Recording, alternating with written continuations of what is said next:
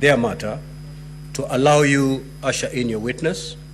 Once your witness takes to the stand, you have 2 hours to present your case. The National Assembly has 1.5 hours for purposes of cross-examination.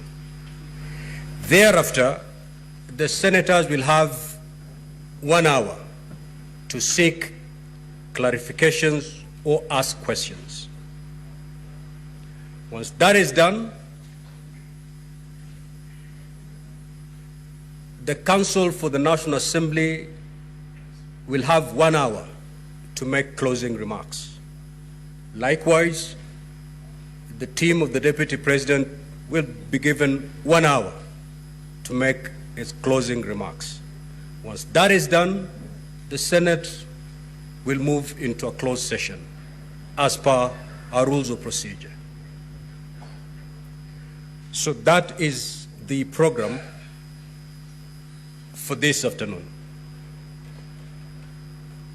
I'm now very clear, Mheshimiwa Speaker, and I thank you. The situation is now clear. But just before my colleagues on the other side close their case, can I, through Mheshimiwa Speaker, ask whether the National Assembly still wishes to call a witness whose affidavit was filed, the governor of the county government of Nairobi, Johnson Sakaja. We have a copy of his affidavit. Is he going to be called or not called? Because if the National Assembly is not calling that affidavit, whose affidavit is part of the record and was availed to us, that affidavit, Mheshimiwa Speaker, contains allegations that are extremely injurious to the Deputy President. So if he is not going to be called, we will be making an application for that affidavit to be expunged from the records of this Honorable Senate. Thank you. Council for the National Assembly, you had listed quite a number of witnesses. Are you going to call all of them, or are you going to, for the record, are you going to close your case where we are? Mr. Speaker, sir, on behalf of the National Assembly, we shall close our case where we are. Mr. Speaker, sir, if you are with your permission, I could respond to the submissions by my learned senior, Mr. Paul Mwite. Please do. Mr. Speaker, sir, at the beginning of the proceedings that we are currently going through, this House did invite parties to give indications as to the witnesses they wanted to call. Mr. Speaker, sir, we gave the list of the witnesses whom we thought were relevant for purposes of clarifying what we needed to have clarified. If Council for His Excellency the Deputy President did not do as much or did not take advantage of that window that was open, surely they cannot blame us for it. But secondly, and more importantly, Mr. Speaker, sir, yesterday, in the course of the deliberations in relation to one of the preliminary questions that had been raised, you gave a very clear ruling on the intendment of Rule 20 of the rules of this House. In particular, the understanding was that every material that was forwarded by the Speaker of the National Assembly to this House constituted evidence in support of the allegations that are the subject of inquiry by this House.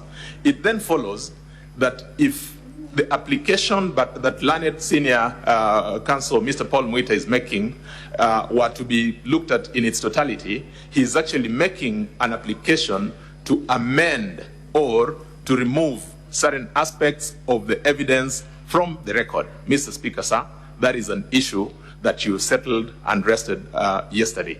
I don't think it's an issue that is open for re-intervention.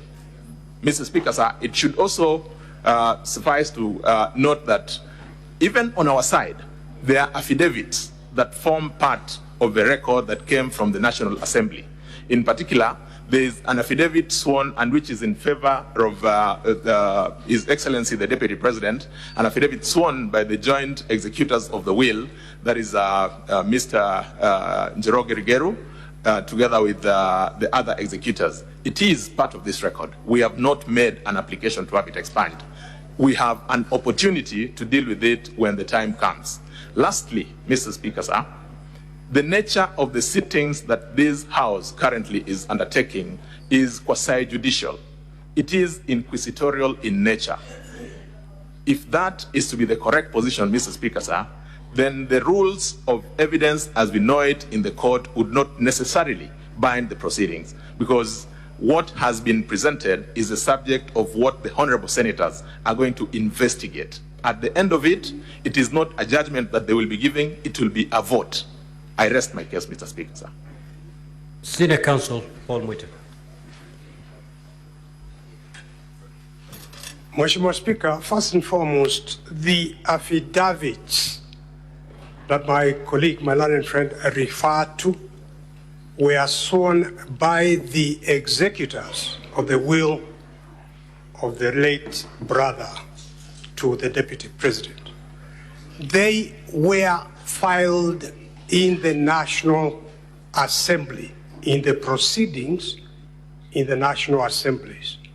They were never filed here as affidavits of witnesses that we proposed to call.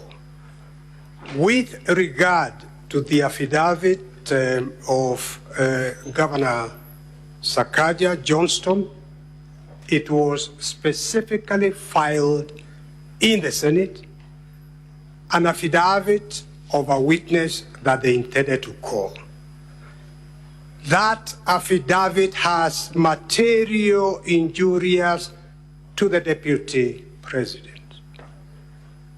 Mheshimiwa Speaker, we were looking forward to cross-examining Governor Sakaja so as to bring out the truth to assist this Honorable Senate to make a decision.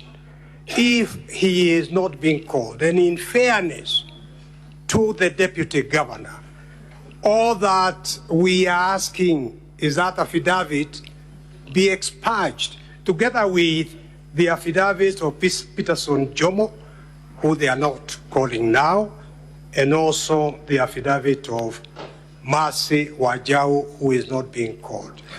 It is not fair to file affidavits containing information allegations injurious to the other party, then ask that those affidavits to remain as part of the record without calling them and availing them for cross-examination. So my application is that the 3 affidavits be struck out.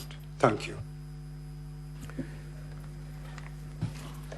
Mr. Speaker, sir, just for clarity, there is absolutely no new material that was presented after the material that was sent to this House from the National Assembly.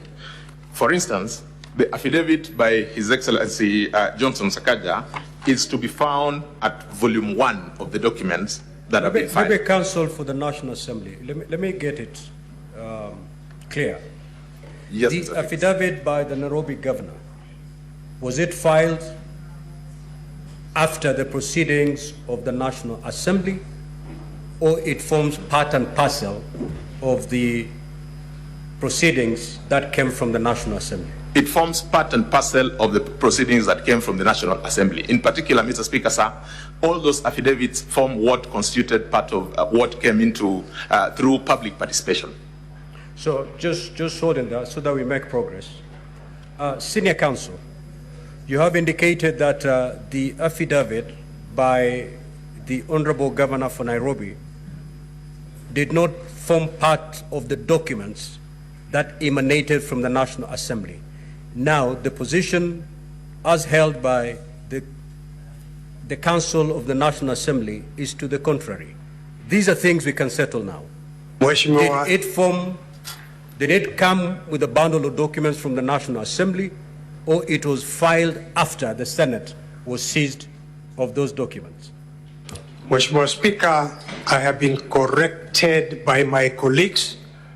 The affidavits where the affidavit by Governor Johnson Sakaja was actually part of the public participation. So it was part of the record of the National. So now, yes, let's yes. move to the two. Yes. Let's move to the two. Now, have a seat, Senior Counsel. Counsel for the National Assembly. Yes, Mr. Speaker, sir. Yeah, respond to the two more affidavits, because the contention from the Council of the Deputy President is that they were filed after the record was received from the National Assembly by the Senate. Mr. Speaker, sir, I reiterate the position that we earlier on gave, that there's not any single document other than the document that was admitted yesterday pursuant to our application that came in after the record had been presented before this House. So the affidavits were not filed after the Senate received the bundle of documents from the National Assembly? Absolutely not. Can you lead us to the volume and the page containing these affidavits from the National Assembly? Mr. Speaker, sir, just give me 1 minute to consult with my colleagues here. I identify it, then I bring it. It's not an issue that we had anticipated. Yeah, so that we settle this matter. Most of that. Yeah, let's settle it. It is, Mheshimiwa Speaker, it's only the affidavit of Peterson Jomo that was filed in the Senate. It did not form any part Very well, of the Senior National Counsel. Assembly. So then let's settle that one and we make progress.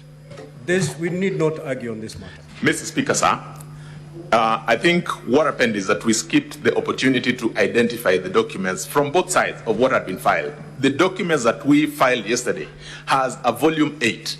That is the document that contains the affidavit of Peterson Jomo. So it is that affidavit, if you go to the Senior Counsel, it is that affidavit that they're looking forward to cross-examining the deponent. Now that you've closed your case, the argument from the Council of the Deputy President is, how then are we going to test the truth of those averments? What say you on that? Mr. Speaker, sir, I did give an indication that, number one, at the commencement of these proceedings, any party who wanted to cross-examine any of the deponents of any of the documents had an opportunity, upon your invitation, to invite such parties to appear before them. If our counterparts appearing for His Excellency the Deputy President did not find it appropriate to call that witness at that point in time, they cannot now hold us to say that you had said you'd call this person, you will not call them.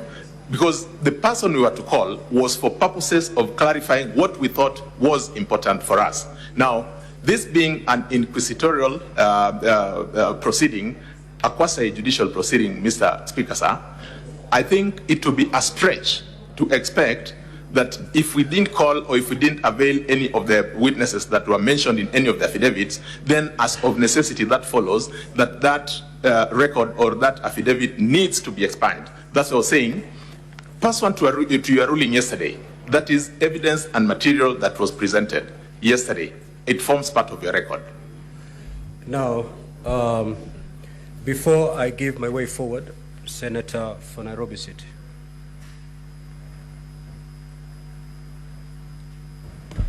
Honorable Speaker, the counsel that are appearing in this case are people that I hold in extremely high regard. Senior Counsel Paul Muite appears to not have the confidence of the judges sitting here that we know how to treat evidence contained in an affidavit that is not tested at cross-examination. Even the judges you appear before in the courts that you practice in know what to do with evidence of a person who is not availing themselves for cross-examination. So, Honorable Speaker, I really don't understand what the contention is, because we sitting here as judges know how to treat that evidence, and I wanted to take this opportunity to calm the anxiety of Senior Counsel Paul Muite, that indeed we do know what to do with such evidence. Now, so that we make progress, so that we make progress, Senior Counsel has raised an important matter, which matter has been responded to by the Counsel for the National Assembly. Now, honorable senators, there is an affidavit sworn by one Jomo Mushira, who had been listed to appear as a witness for and on behalf of the National Assembly. The National Assembly has closed its case without calling that particular witness, and yet there's an affidavit that the Counsel for the Deputy President will not have an opportunity to cross-examine. The question, as you retire at the end of this hearing, is to look at the probative value of that particular document. Senior Counsel Paul Mwite, your point is valid. The senators have noted.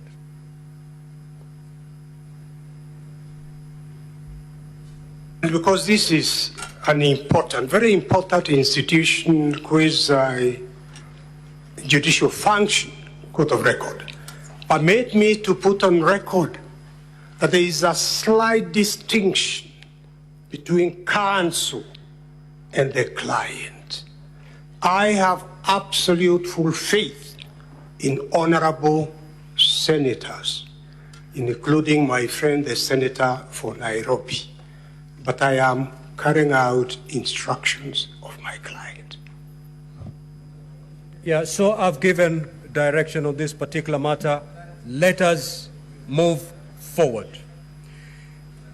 Having said that, Senior Counsel Paul Mwite, if you're ready, you may now usher in your witness. Mheshimiwa Speaker, we are anxiously waiting for the Deputy President. My colleagues can stand here, can stand in. For me, let me make inquiries and find out where he's held up. We certainly wish to call him as a witness. Very well.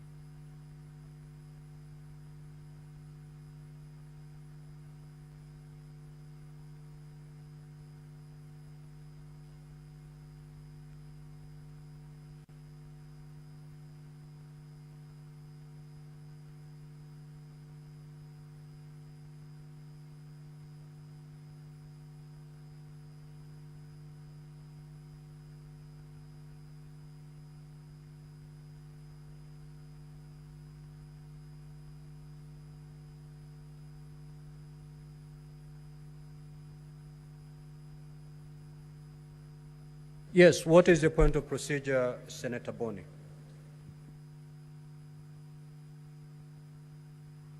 Unprecedented, to the extent that when we stand down business in this House, it normally arises from a communication from the chair that you're temporarily, for a specific time, suspending the proceedings. You have not done this, and we are seated in the chamber. The mess is in place. I do not know whether we want this to be the new standard, Mr. Speaker. Could you guide us? We have no idea how long we're going to wait. And time is running, Mr. Speaker.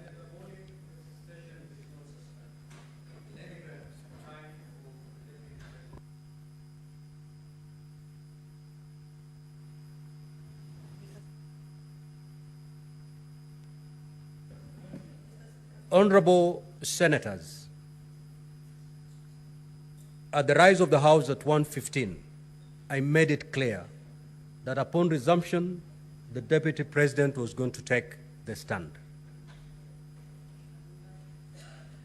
We came in here, I communicated the program for the afternoon, and I said we're going to execute it with military precision, owing to the fact that we need to conclude business today. Senior Counsel Paul Mwite indicated that he cannot get hold of his client.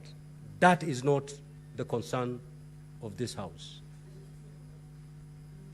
So time is running.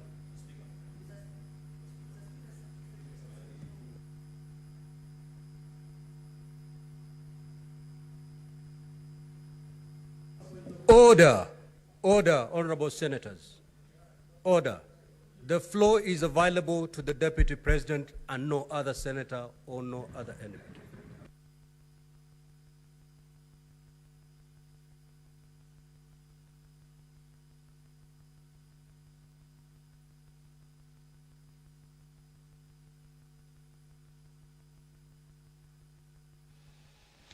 Well, the Speaker of the Senate, Honorable Amason Kingi, currently presiding over the business of the Senate this afternoon, has just directed that the floor at this particular juncture is not available to any other senator owing to the... Enoch, I used very basic English. I know you. You have such a wonderful grasp of the language. You need not to get any clarification.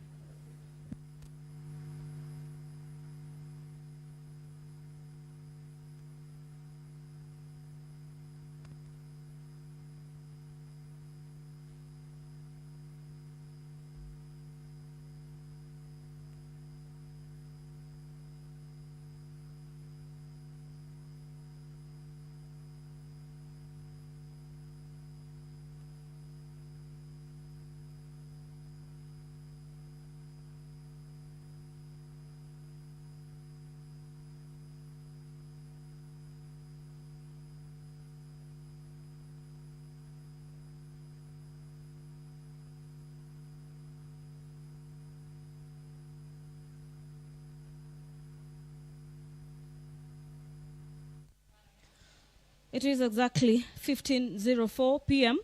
this afternoon, being the 17th day of October 2024. The afternoon sitting of the Senate this afternoon was to kick off with the Deputy President taking the stand, bearing in mind the DP, His Excellency Rigathi Gachagua, is the sole witness in the case where the National Assembly, through the move of the motion, Honorable Mwengi Mutuse has leveled 11 grounds for impeachment of the Deputy President from office. We have already dispensed with the prosecution side, and during this afternoon sitting, immediately after the commencement of business, the council representing the National Assembly have confirmed to the House that they do not intend to call more witness in regards to this case. The counsel for the Deputy President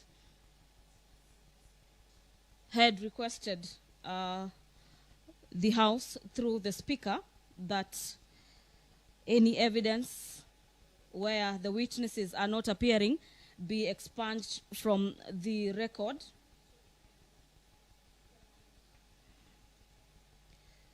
It is a moment of waiting at the Senate this afternoon as the House awaits the arrival of the Deputy President, Rigathi Gachagua, who is set to take this stand at the Senate this afternoon and prosecute his case through himself as well as his defense, and convince senators why the 11 grounds listed for impeachment should be quashed by the House. Our dear viewers, the motion for the removal by impeachment of His Excellency Rigathi Gachagua, EGH, the Deputy President of the Republic of Kenya, has 11 grounds where the National Assembly is seeking to have the Senate uphold the charges, or at least one of them, to have the Deputy President cease to hold office today. The mover of this motion, Honorable Mwengi Mutuse, who also serves as Kibwezi West lawmaker, has told senators for the better part of yesterday and today that his desire through this motion is that the House finds the Deputy President to have committed the offenses listed in this motion. And this afternoon, the defense of the Deputy President, led by Senior Counsel Lawyer Paul Muite, will be seeking to water down those charges by the evidence that they will be presenting before the Senate this afternoon. And to just take you through probably some of the charges that the Deputy President will be seeking to counter this afternoon is charge number 1 on the gross violation of the Constitution and any other law. This is pursuant to Articles 150, subsection 1BI of the Constitution.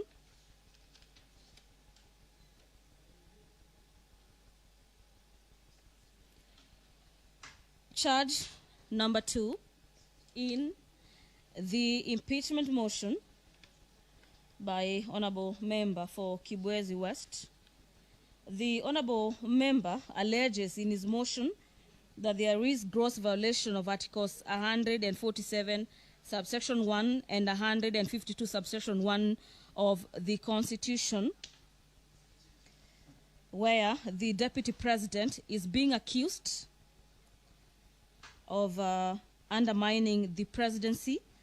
Under Article 147 subsection 1 of the Constitution, the Deputy President is the principal assistant of the President and shall deputize the President in the execution of President's function.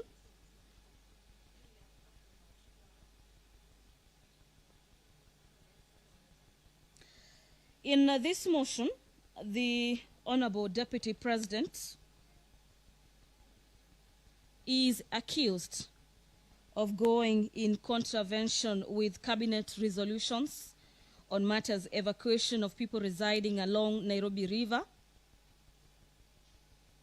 and that shortly after His Excellency, shortly after being in contravention with the cabinet resolution, the Deputy President made public a statement opposing the Nairobi River riparian execution orders.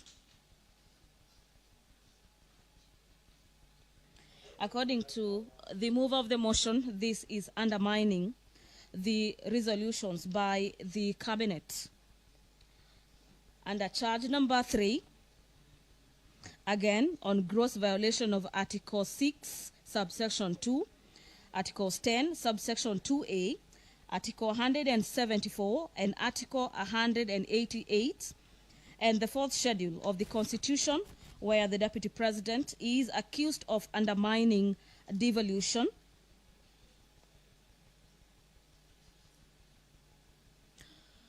The mover of the motion in his motion states that on the 20th of September 2024, His Excellency Rigathi Gachagua, recklessly and mindful of the high calling and dignified status of the office of the Deputy President, unlawfully interfered with the running of the Nairobi County government by holding a public rally in which he incited citizens against lawful directives by the Nairobi City County government on the planning and relocation of markets.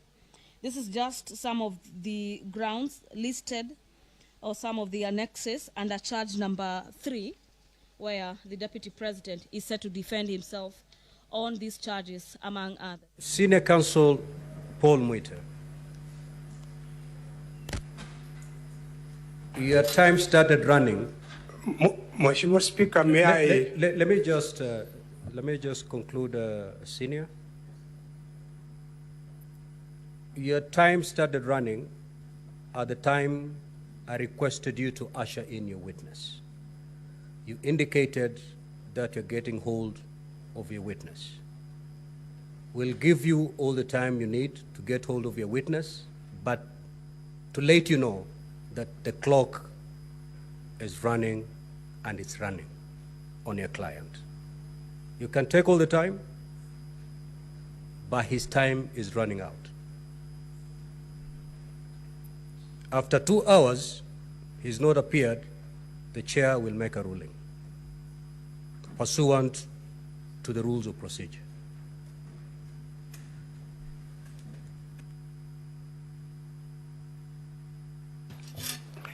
Mheshimiwa Speaker, may I start first and foremost by expressing apologies and regrets that the Deputy President is not here, and by not being here, the inconvenience and delay caused to Mheshimiwa Speaker and to honorable senators. The position, Mheshimiwa Speaker, is that during that period that I went to try to find out why he wasn't here, because as Mheshimiwa Speaker knows, the Deputy President has been coming here absolutely punctually every day.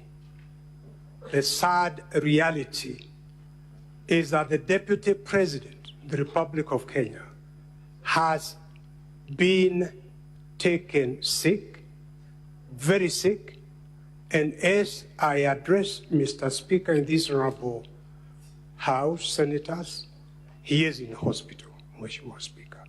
That is a sad reality.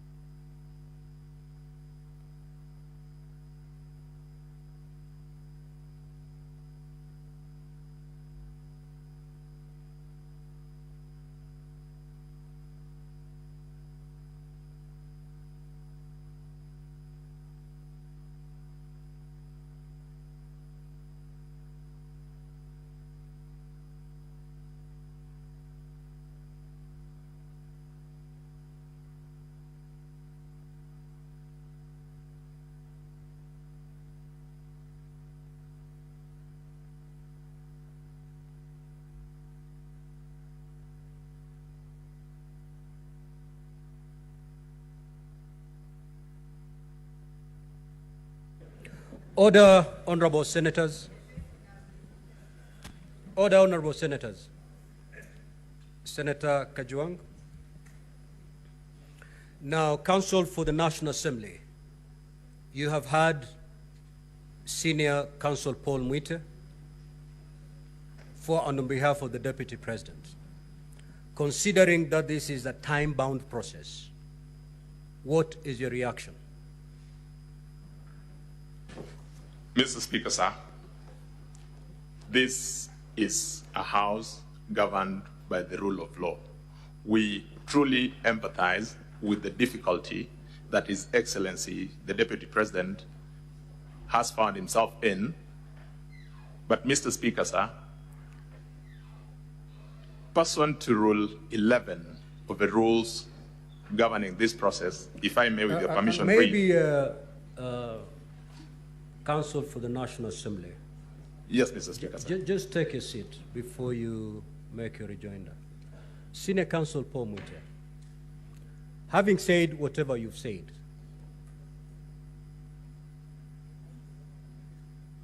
what is your proposed way forward so that a reaction can be put from the National Assembly? Are you telling us we wait until your client gets here? What is your proposed way forward?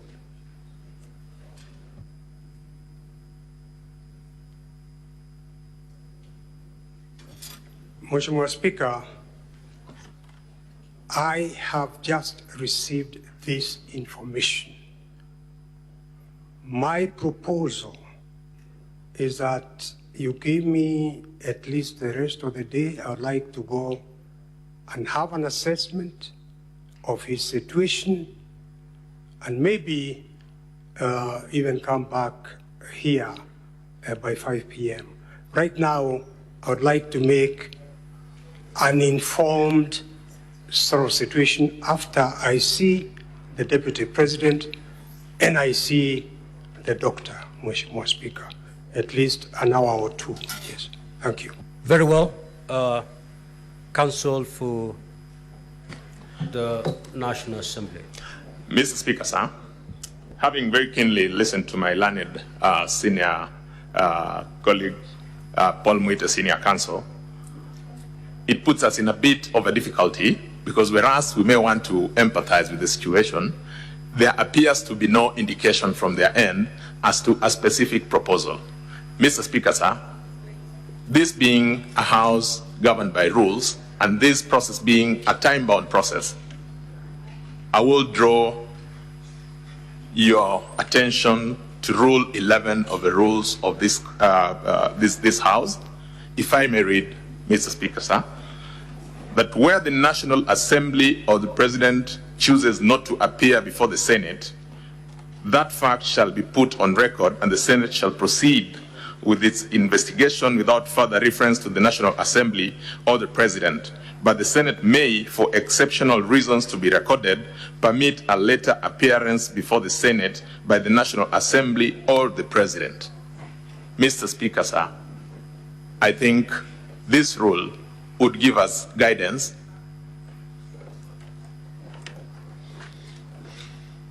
We may proceed. If it becomes necessary, then any additional material may then be availed. This is a time-bound constitutional process, Mr. Speaker, sir. I'm most obliged. Let me pick the wisdom of my wonderful senators before I make my decision on the way forward. Now, I understand that all of you are wise men and women. Speaker, can I just say a word? Yes. I've heard what Senior Counsel Paul Muite has said, and Mr. Speaker, you have made it quite clear that these proceedings are time-bound. It's not so much about the situation in which His Excellency the Vice President finds himself. It's about the Senate complying with the provisions of the Constitution. That within that time frame, you must make a decision. Reading the standing orders that my learned friend, Mr. Rick Gumbo, has referred to, it would be useful to this House if Senior Counsel Paul Muite could probably give us a way forward in terms of the time limitation that the Senate has. I'm saying this because we don't want somebody to say that the Deputy President was not given an opportunity to be heard. I think the Senate will want him to be heard. But knowing the time limitation, what suggestions does the Senior Counsel have to ensure that we keep within the time parameters? At the same time, the Deputy President is given his space to defend himself. So we have two sides. We have the minority side and the majority side. I will only allow the two leaders to speak. If you need to consult in the next 1 minute.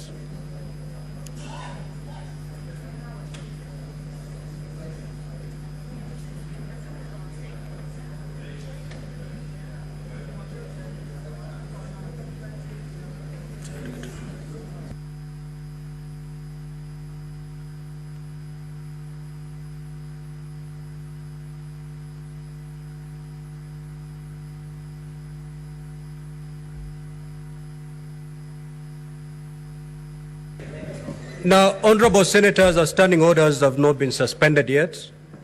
It is only Senator Mazayo and the majority leader. The rest, take your seat.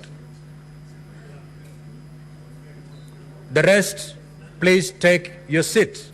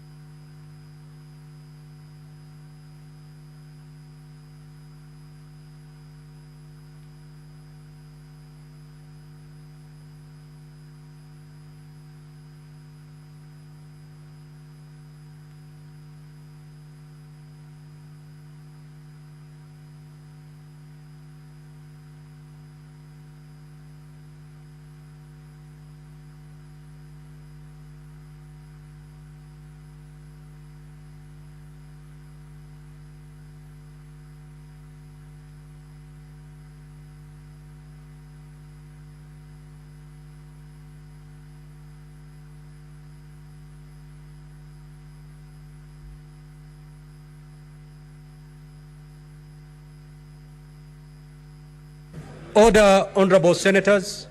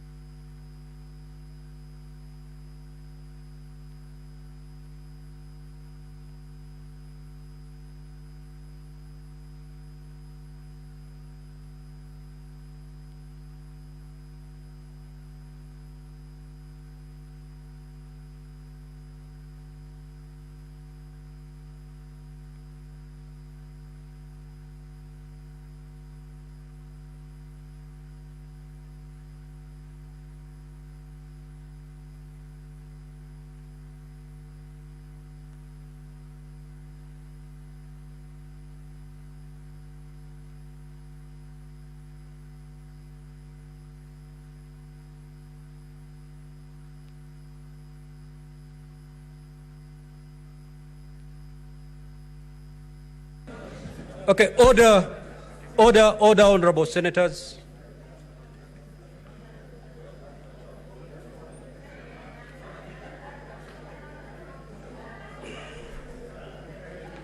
Order, honorable senators.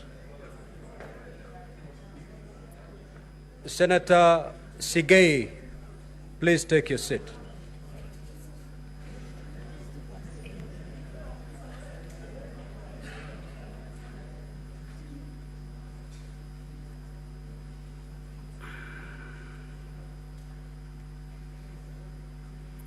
Now, honorable senators, we are facing a very unprecedented situation.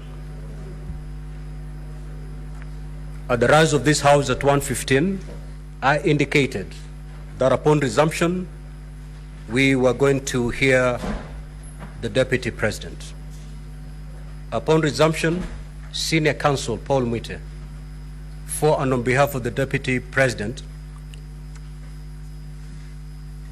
when I asked him to usher in the Deputy President for purposes of presenting him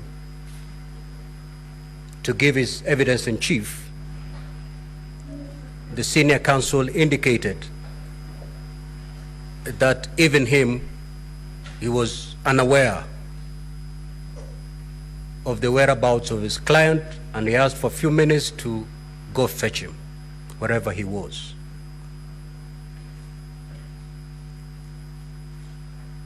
After a few minutes, Senior Counsel Paul Mwite came back to the chamber and indicated that he had gotten information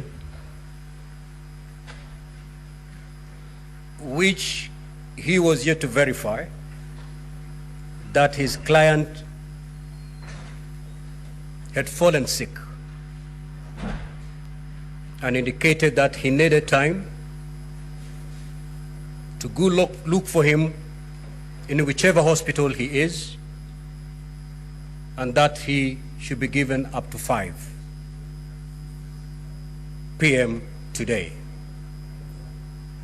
The Counsel for the National Assembly, in response, indicated that this is a time-bound process. He referred to the Senate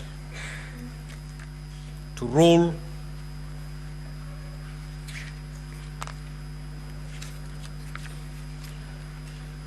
11 of our Rules of Procedure, that where the Deputy President fails to appear, the Senate can actually proceed, or for exceptional reasons to be recorded, permit a later appearance before the Senate of the Deputy President. Having considered the two sides,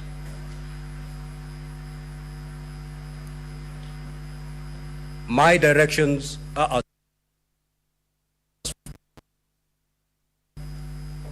that we will suspend this sitting and resume at exactly 5.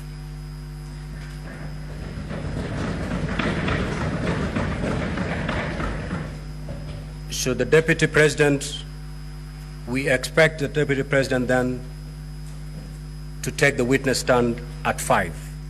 This is a time-bound process, unfortunately. It is so ordered.